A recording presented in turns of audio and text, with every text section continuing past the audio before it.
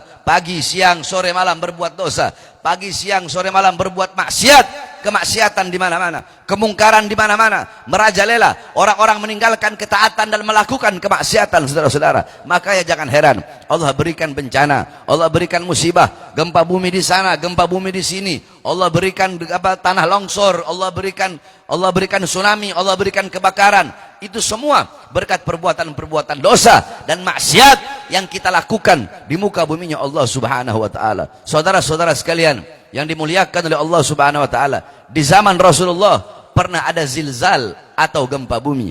Ketika gempa bumi, Rasulullah meletakkan tangannya di atas tanah dan Rasulullah berkata, "Wahai bumi, belum saatnya bagimu. Wahai bumi, belum saatnya bagimu." Maka bumi yang bergoncang, bumi yang gempa, ketika itu juga berhenti ketika Rasulullah meletakkan tangannya dan menyuruh bumi tersebut untuk diam, saudara-saudara. Akhirnya Rasulullah berkata kepada para sahabat, "Wahai para sahabat, dosa apa yang telah kalian lakukan? Maksiat apa yang telah kalian lakukan sehingga Allah berikan ini bencana dan musibah gempa bumi kepada kita?"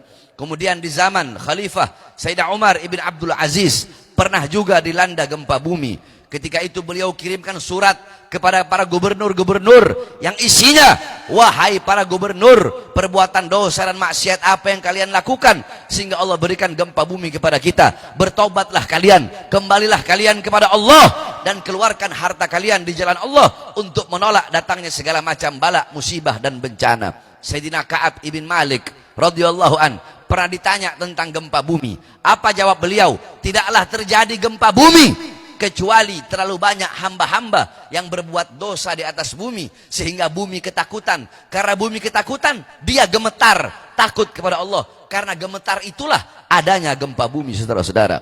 Sayyidina Anas radhiyallahu an pernah bertanya kepada Sayyidatuna Aisyah tentang pendapat Sayyidatuna Aisyah tentang gempa bumi. Apa jawab Sayyidatuna Aisyah? Tidaklah terjadi gempa bumi apabila 3 perkara ini sudah merajalela. Apa 3 perkara tersebut? 3 perkara tersebut, yang pertama, idza istahalla zina, apabila zina sudah dianggap sesuatu yang halal. Perzinahan di mana-mana, pelacuran di mana-mana, pagi zina, siang zina, sore zina, malam zina, istahalla zina, zina dianggap perkara yang halal. Saudara-saudara, zina itu adalah suatu dosa yang sangat besar. Tetapi orang berzina secara sembunyi-sembunyi dan orang yang berzina secara terang-terangan dosanya lebih besar